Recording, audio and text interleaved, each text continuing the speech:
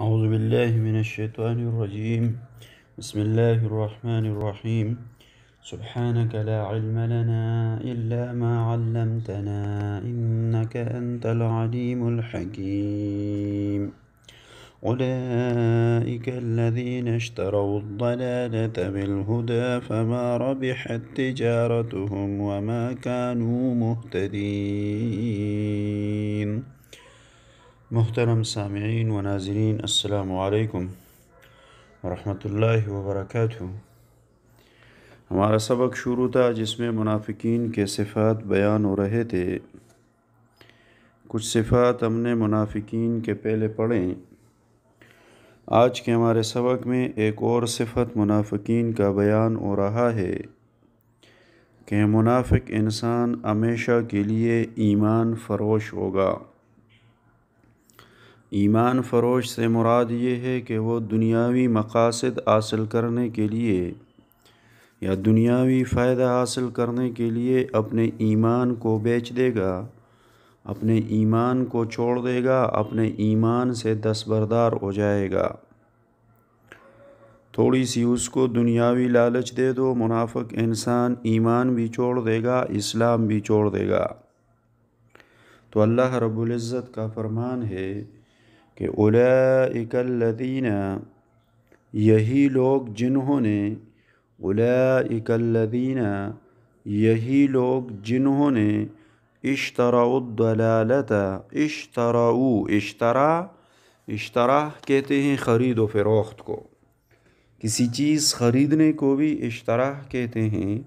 اور کسی چیز بیچنے کو بھی اشترا کہتے ہیں، یعنی دونوں کے لیے استعمال ہوتا ہے۔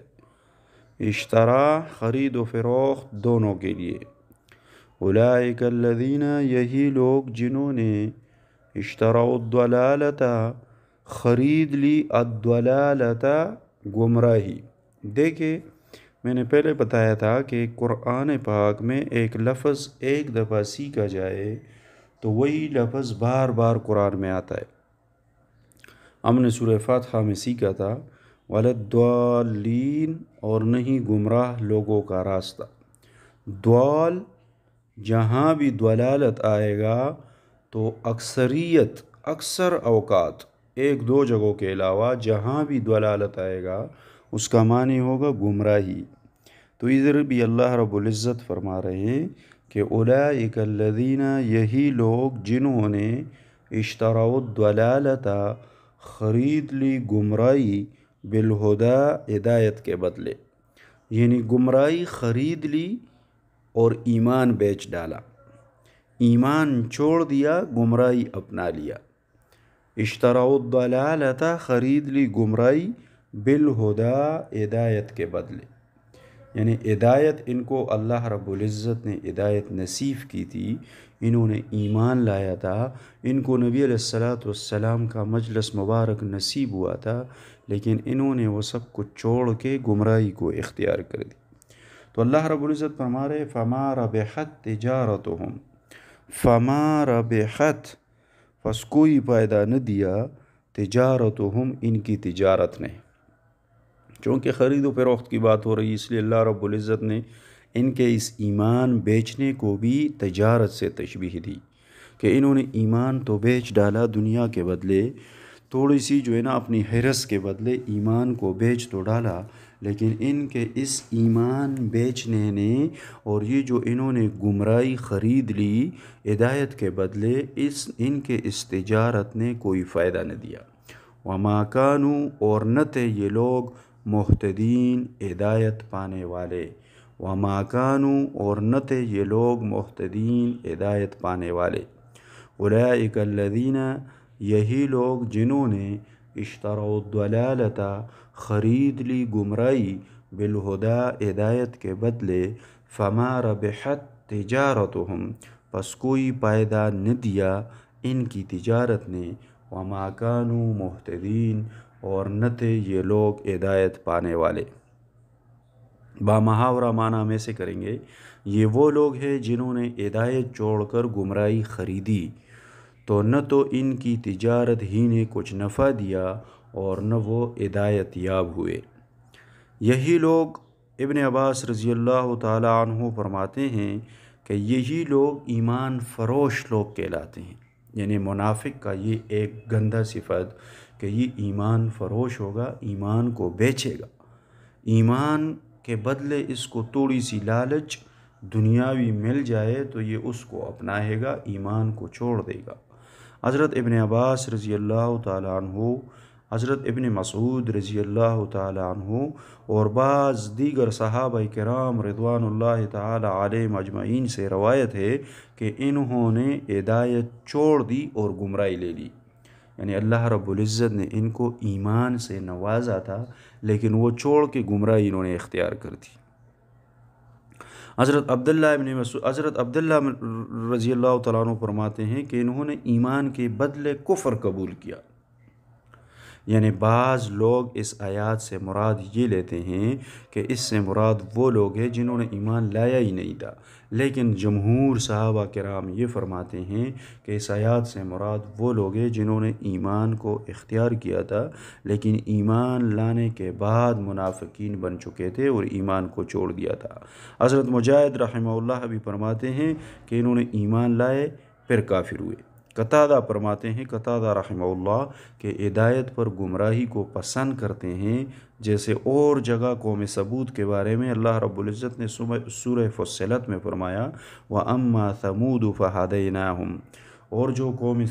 ثمود تھی، صالح علیہ السلام کی قوم تھی قوم ثمود، اللہ رب العزت فرما رہے ہیں وَأَمَّا ثَمُودُ، اور جو قوم ثمود تھی فَهَدَيْنَاهُمْ، ہم نے انہیں ہدایت کا راہ دکھا دی، فَاسْتَحَبُّوا الْعَمَىٰ عَلَى الْهُدَىٰ، پس انہوں نے ہدایت کے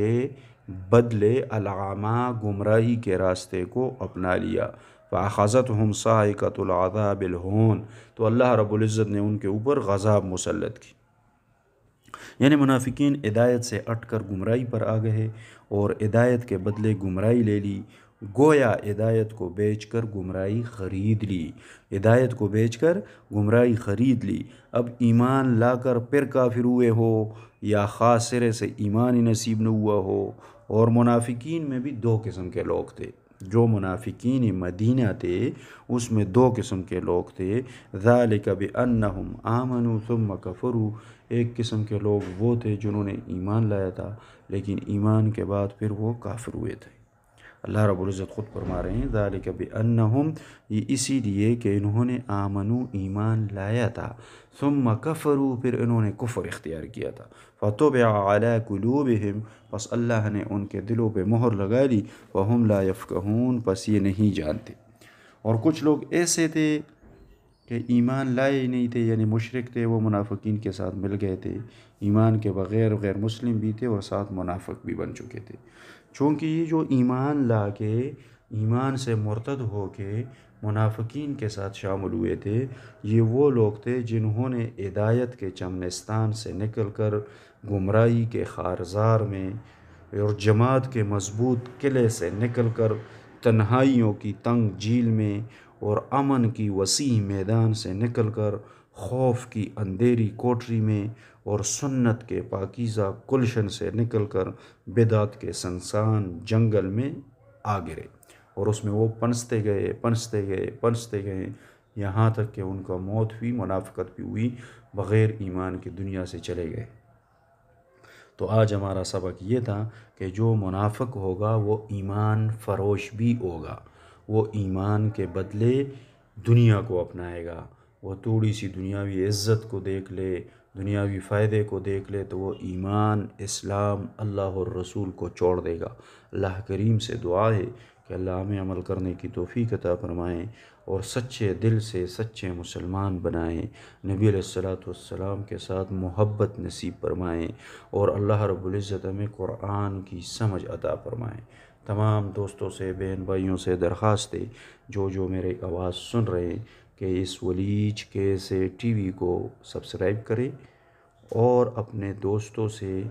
بھی سبسکرائب کروائے۔ اس کا وجہ یہ ہے، میں نے پہلے ہی بتایا تھا کہ یہ چینل ہم نے بنایا ہے صرف قرآن پاک کی ترجمے کے لیے اور تفسیر کے لیے۔ اس میں ہم قرآن پاک کا ترجمہ پڑھتے ہیں اور تھوڑا بہت قرآن پاک کا تفسیر پڑھتے ہیں، تو لہٰذا آپ صاحبان آپ لوگ تمام دوست اس کو سبسکرائب کریں، اور قرآن پاک سیکھنے کے لیے یہ ضروری ہے کہ بندے کو خود